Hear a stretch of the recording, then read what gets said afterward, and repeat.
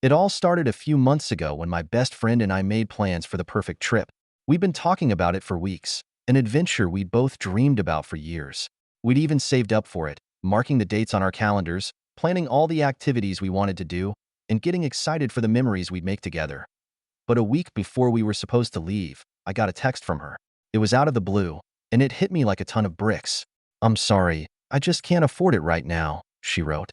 "I'm really bummed about it, but I'm going to have to cancel." I was shocked, and honestly, I was hurt.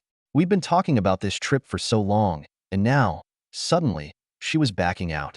We had made so many plans together, and she had seemed just as excited as I was. I tried to be understanding, telling her that I totally get how tough money can be sometimes, and I didn't want to push her if it wasn't in her budget. But still, something felt off. She had never brought up any financial issues before. I figured maybe she had a tough month or something, so I tried to reassure her that we could figure it out. Maybe we could go another time. Or if it helped, I'd cover some of her expenses. After all, we've been friends for so long, and I really wanted us to go on this trip together. But when I offered, she insisted that she couldn't take me up on that. "Don't worry about it," she said. "It's just not the right time." I tried not to take it too personally, telling myself that sometimes things just don't work out. But deep down, I couldn't shake the feeling that there was something more going on. Why would she cancel so last minute? We had been talking about this for months. A few days went by, and I tried to let it go. I figured maybe I was overthinking it. But then, something happened that I couldn't ignore. I was scrolling through my social media feed when I saw her post. It was a picture of her at an airport, suitcase in hand, looking as happy as ever. And there, right next to her, was someone else. She had gone on the exact trip we had planned. Only this time, she was with someone else. I couldn't believe what I was seeing. How could she cancel on me and go on the trip with someone else? I stared at the post, trying to wrap my mind around it. Had she lied to me? Was this some kind of joke? I couldn't understand why she would do something like this. We were supposed to go together, and now it seemed like she was rubbing it in my face. My emotions were all over the place. Anger, confusion, sadness, betrayal. I wasn't sure how to process it. I immediately reached out to her, but I couldn't find the words. I sent a message, asking her what was going on, but I didn't get a response. The silence only made me more frustrated. Why wasn't she answering me? Had she really just expected me to brush this off? I had to know the truth, so I decided to call her. The phone rang, and I anxiously waited for her to pick up. When she finally did, I could hear the excitement in her voice. "Hey, I'm in such an amazing place. I can't wait to tell you all about it." She sounded completely carefree, as if nothing was wrong. But I wasn't having it. I had to ask, "Why didn't you tell me? You told me you couldn't afford the trip, but now you're there with someone else? What's going on?" There was a long pause on the other end of the line. I could hear her take a deep breath before she spoke. "I didn't think you'd understand," she said softly. "I didn't know how to tell you, but I've been planning this with someone else for a while now. I really wanted to go, but I didn't know how to back out of our plans without disappointing you." Her words hit me like a slap in the face. "So, you just lied to me? You could have told me the truth, but instead, you let me believe you couldn't go and made me feel bad for even suggesting it?" She was quiet for a moment, and then she sighed. "I didn't want to hurt you, but I didn't want to cancel on the other person either. It wasn't easy, and I didn't know how to juggle both things. I didn't know what to say. I felt betrayed, and the way she was justifying her actions made me feel even worse. It was hard to imagine that she hadn't considered how hurt I would feel. I had always been there for her, and this was how she repaid me, by choosing someone else over me without a second thought. "So, that's it? You just didn't think it was important enough to be honest with me?" I asked, my voice shaking. She didn't have a good answer. All I heard was more hesitation, more excuses. "I just didn't want to let you down, but I guess I ended up doing that anyway." I was so upset, I didn't even know what else to say. I ended the call quickly, telling her I needed some space. But as I hung up, I realized something. I couldn't just let this slide. I couldn't be the person who let people walk all over me, so I decided to confront her in person when she came back. I didn't know what I was going to say yet, but I knew I had to stand up for myself. I couldn't let her think it was okay to treat me like this. I was going to get some answers, whether she liked it or not. When she finally came back from the trip, I didn't waste any time. I wasn't going to let this drag on any longer. I called her and told her we needed to talk in person. She sounded surprised, but agreed to meet up at a local cafe that afternoon. When I arrived, I was already feeling a mixture of anxiety and frustration. I couldn't stop replaying the conversation we had on the phone, but I knew this needed to be done. I had to get the closure I deserved. She arrived a few minutes late, looking sun-kissed and relaxed, nothing like the person I had last spoken to on the phone. She greeted me with a warm smile, but I didn't return it. I was still too hurt by what had happened. We sat down, and after a few moments of awkward silence, I looked her square in the eye and said, "I need to understand why you did this. Why didn't you just tell me the truth about the trip? Why didn't you just be honest with me from the start?" She shifted uncomfortably in her seat. "I don't know. I guess I thought you wouldn't understand. I didn't want to hurt you, and I didn't know how to get out of our plans without disappointing you. It was easier to lie than to face the reality of letting you down." Her words stung, but I couldn't just let it slide. "So, you thought it was okay to lie to me and leave me hanging? You really thought I wouldn't understand? I would have been hurt, sure, but I'd rather you told me the truth than string me along with excuses." She looked away, guilt starting to settle in. "I know, and I'm sorry. I really messed up." I could see that she was genuinely remorseful, but that didn't change how I felt. I had given her the benefit of the doubt, and in return, she had chosen someone else over me. I wasn't sure if I could just forgive her, not yet at least. "It's not just about the trip, though," I continued. "It's about trust. You lied to me, and now I'm questioning everything. If you couldn't be honest with me about this, what else have you not been truthful about?"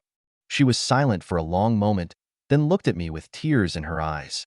"I don't want to lose you as a friend. I messed up, and I'll do whatever it takes to make it right." At that moment, I felt torn. I wanted to believe her, but the hurt was still fresh. "I need time to think about all of this. It's not something I can just get over right away." She nodded, understanding. "I get it.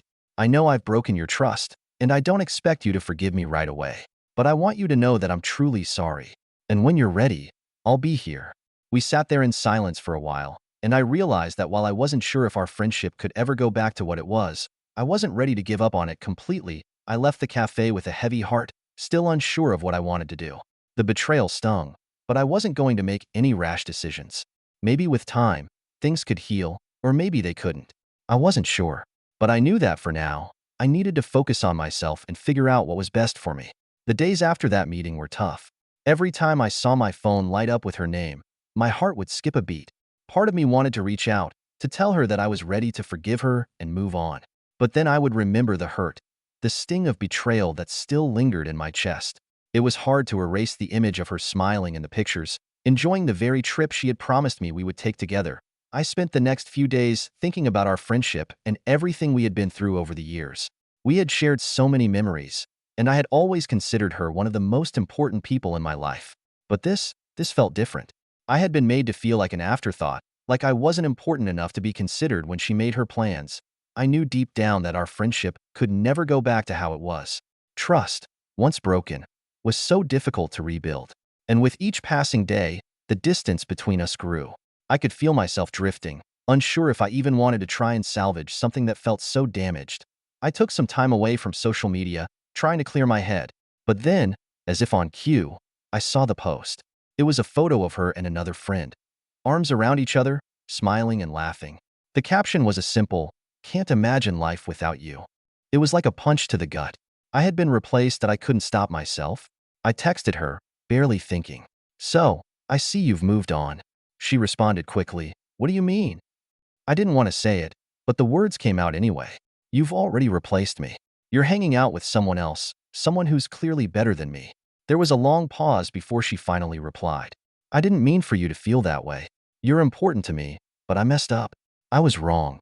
I don't want to lose you, but I understand if you need space." I sat there staring at her message, feeling a lump in my throat. She had messed up, but so had I. Part of me wanted to forgive her, to let it all go and pick up where we left off. But part of me was scared. Scared that it would happen again, that she would let me down when I least expected it. I spent the rest of the day in a haze, unsure of what to do. I knew I needed to make a decision, but I wasn't ready. And as much as I wanted to pretend that everything could go back to normal, I knew it would never be the same. The question lingered in my mind. Was it worth it? Was it worth trying to fix a friendship that had already shown cracks? As the days went by, I couldn't shake the feeling that something wasn't right. My mind kept replaying the events over and over. The canceled trip, the photos, the text messages, and her words. I found myself checking her social media more than I should have, trying to understand her actions, but it only made me feel worse. I started wondering if maybe I was being too sensitive, or if I was overreacting. But every time I tried to brush it off, the hurt would resurface, deeper than before. One evening, as I was sitting on the couch, scrolling through my phone, I saw a message from her. She had sent a simple, "I miss you." For a moment, I just stared at the message, feeling torn. Did I want to open up that door again? Or should I just let it be, knowing that it might only lead to more disappointment? I decided to respond. "I miss you too, but I'm not sure how to move forward." Her reply came quickly, almost desperate. "I understand. I don't expect you to forgive me right away, but I want to make it right. I've messed up, and I'm sorry. I just don't want to lose you as a friend."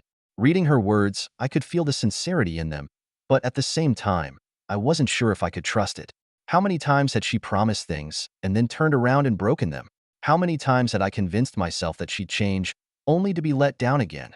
But something inside me, something deep down, told me that I wasn't ready to completely let go of her.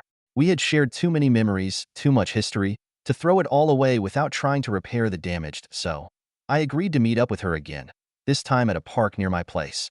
We agreed to talk face to face, no distractions, no excuses. I wasn't sure what I wanted from it, but I knew I had to hear her out. When I arrived, I saw her sitting on a bench, waiting for me. Her face lit up when she saw me, but I could tell she was nervous. I was nervous too. "I'm glad you came," she said quietly as I sat down beside her. There was a long silence between us before I spoke.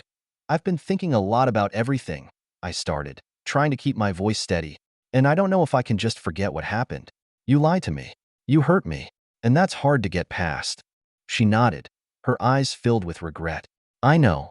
And I don't expect you to just forgive me. I've made mistakes, and I don't want to make excuses for them. I just want a chance to show you that I can do better." There was a quiet pause, and I felt myself wavering. She sounded so genuine, but could I really trust her again? "I don't know if I can just pick up where we left off," I said softly, "but I'm willing to try. I just need to know that I'm not going to get hurt again." Her face softened, and I could see the emotion in her eyes. "I understand, and I'm willing to work for it. I'll prove to you that I'm not the person who let you down. I'll be there for you, no matter what." It was the reassurance I needed, even if it didn't completely erase the doubts in my mind. Maybe, just maybe, we could rebuild what we once had. But I knew it wouldn't be easy. It would take time, trust, and patience. But for the first time in days, I felt a glimmer of hope. After that conversation, things were different, but not exactly the way I had hoped. We tried. I'll give her that. We spent time together, laughed at old inside jokes, and even planned a new trip. This time one that we could both actually afford. But something felt off. The connection we had before, the one that made her the person I trusted most, wasn't there anymore. It wasn't like she was the same person, or like I was either. There was an awkwardness that lingered, a reminder of the betrayal I couldn't quite shake off. First, I thought maybe I was just being paranoid. Maybe I was overthinking it. Maybe it was just going to take time. But then came the day when she canceled plans with me again. This time, it wasn't even for a good reason. She told me she was too tired and needed to rest. I didn't say anything. I didn't even respond right away. I sat there, staring at my phone, remembering the last time she had canceled and then posted about being out with another friend. I couldn't help myself. I scrolled through her Instagram, and there it was. A picture of her at a coffee shop, laughing with someone else. I felt my chest tighten, my anger bubbling up again. It was like nothing had changed. She was still doing the same things. Lying, leaving me out, replacing me. This time, I decided I wasn't going to stay quiet. I wasn't going to keep letting her hurt me, just because I was afraid of losing the person I used to call my best friend. So, I sent her a text. I thought things were going to be different, but clearly, they're not. "I'm tired of being your second choice." Her response came almost immediately. "I didn't mean to hurt you. I'm sorry if you feel that way. I've just been busy. I never meant to make you feel like you're not important to me." But I knew that wasn't true. If I was important, I wouldn't have been pushed aside, again and again. She wouldn't have been out with someone else, enjoying the same things she promised to share with me. I wasn't just a backup plan. I deserved more than that. That night, I made a decision. I needed to walk away. No more giving her chances, no more waiting around for her to come through. The next day, I called her. I told her I couldn't keep pretending that everything was okay, that it was too hard to keep putting myself in a position where I was constantly disappointed. I wished her well, but it was time for me to let go. Her voice cracked when she spoke, but I couldn't let that sway me. I had made up my mind. "I'll always care about you, but I can't keep doing this," I said firmly. Maybe someday we can be friends again, but right now, I need to take care of myself. She stayed quiet for a long time, and I could hear the hurt in her silence. I'm really sorry, she finally whispered, but I wasn't looking for an apology anymore. I wasn't looking for empty promises. I was looking for peace, and that meant moving on. As I hung up the phone, I felt a weight lift off my shoulders. It wasn't easy, but it was necessary. I realized that sometimes, the hardest thing to do is let go of someone who used to mean so much. But I knew I had to, for my own well-being. Days passed, and I couldn't help but think about the decision I had made. In some ways, it felt like a relief, like a heavy burden had been lifted from my chest. I was no longer constantly second-guessing myself, wondering if I was doing the right thing by trying to maintain that friendship. But in other ways, it was harder than I thought it would be. I kept picturing the fun times we used to have, the late-night talks, the trips we planned, the promises we made to each other. It felt strange, almost surreal, to think that all of that was gone now. I spent a lot of time reflecting, trying to make sense of it all. How had things gotten to this point? How had the friendship that had once been the most important thing in my life turned so toxic? Was it all just a gradual buildup of small disappointments? Or was there a turning point I hadn't noticed? As I thought more about it, I realized something that stung. It wasn't just the trip that had hurt me, it was everything. The lies, the broken promises, the times I'd been left waiting, the times she had chosen others over me. It wasn't just about one incident. It was a pattern of behavior that had been there all along, and I had ignored it because I didn't want to face the truth. I had been so invested in keeping the friendship alive that I had let myself be treated like an afterthought. One afternoon, I got a message from her. It wasn't a long text, just a short one. I've been thinking about everything, and I'm really sorry for how I treated you. I hope we can talk soon. My first reaction was to ignore it. But then, I stopped myself. Maybe I needed closure. Maybe I needed to hear her side, one last time, before I fully moved on. So, I agreed to meet up. We met at a small cafe. When I walked in, I saw her sitting at a corner table, waiting. She looked a little different, more put together, but there was a sadness in her eyes. I sat down, and for a moment, neither of us said anything.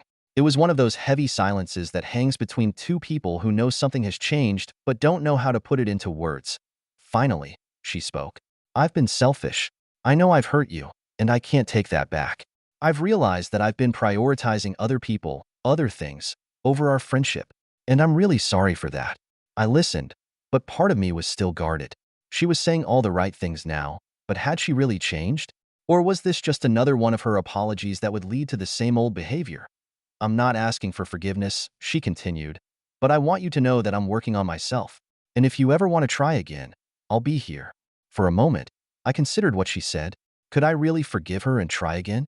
Could I trust her not to hurt me again? I wanted to believe that people could change, that this conversation meant something, but deep down, I knew I wasn't ready to go back to where we had been. So, I told her what I had learned. I appreciate your apology. I do. But I've realized that I need to let go. I can't keep waiting for things to change when they never do. Her eyes filled with tears, and I felt a pang of guilt, but I knew this was the right choice. I had to choose myself this time. Maybe one day, we can reconnect, I said softly, but for now, I need to keep moving forward.